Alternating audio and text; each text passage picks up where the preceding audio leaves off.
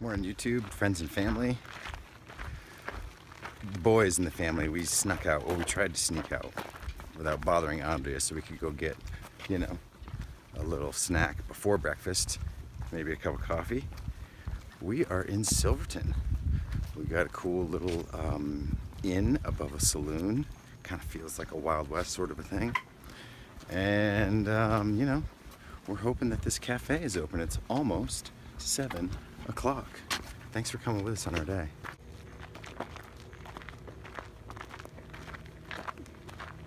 We're in the Brown Bear Cafe for our first breakfast.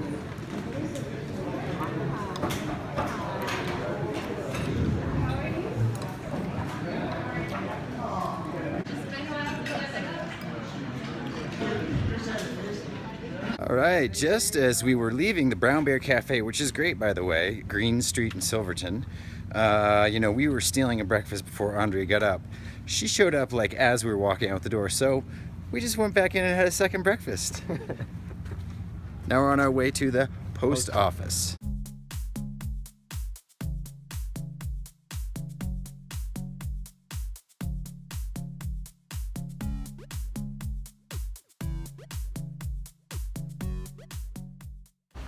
Silverton is making a clear effort to try to retain some of its historic integrity.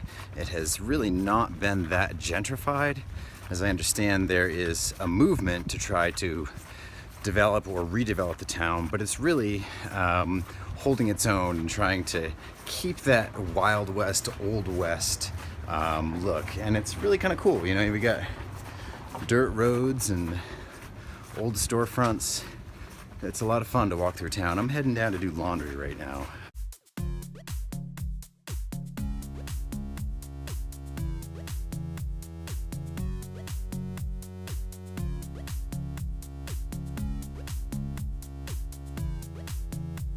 Okay, our laundry is done. We have changed into some clean clothes, and now we are going to have another meal, because that's what we do when we're off the trail, is eat as much as we can.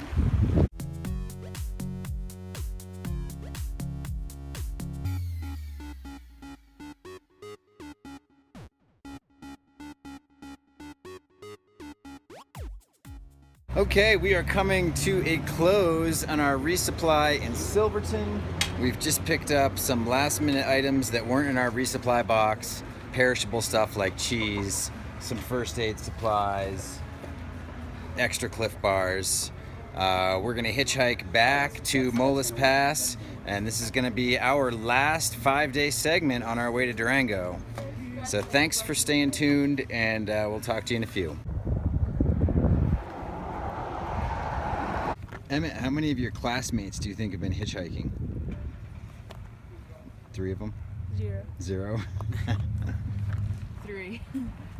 It's amazing how many people will just wave instead of actually stopping. Like, hey, I'd love to stop, but I'm just gonna wave instead. Oh, they didn't wave. Surf practice in Durango.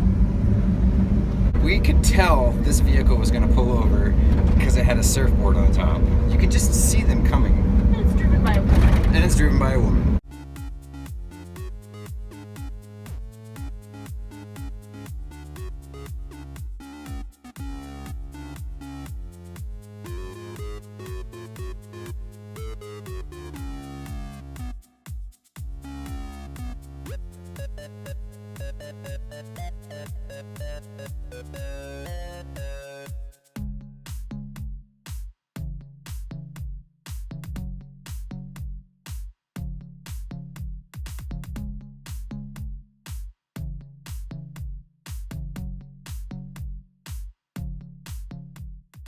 Look, here's another trail angel who gave us a ride to the trail. What's your first name? Chris.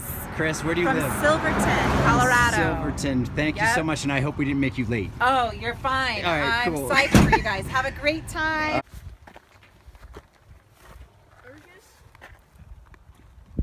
Okay, we are here.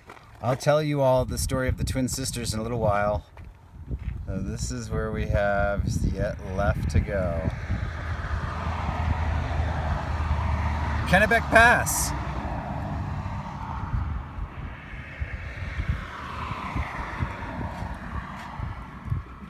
we go.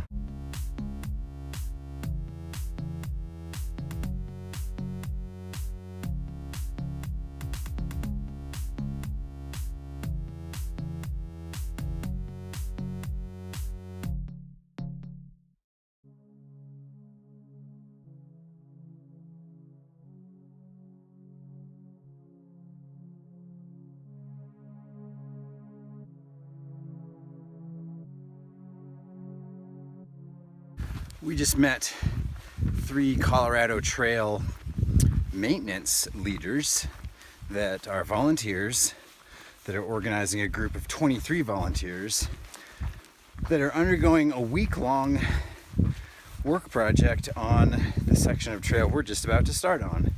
You can already tell the work that they've done on the water bars to improve them. I just haven't done it yet, and I really want to say it to you all. If any of you are watching, anybody who volunteers on trail work, thank you very much. It makes a big difference as a hiker when the trails are maintained. Thanks again.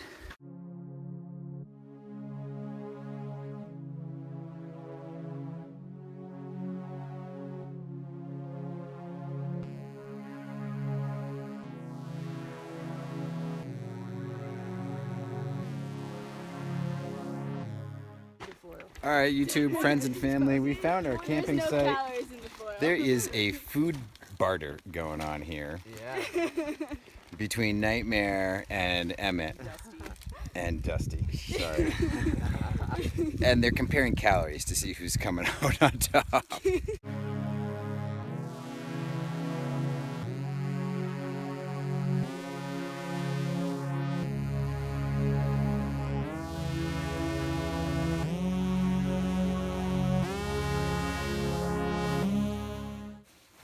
All right, as promised, I wanted to tell you the story of the twin sisters. This is actually the 4th time I have been over this section of trail.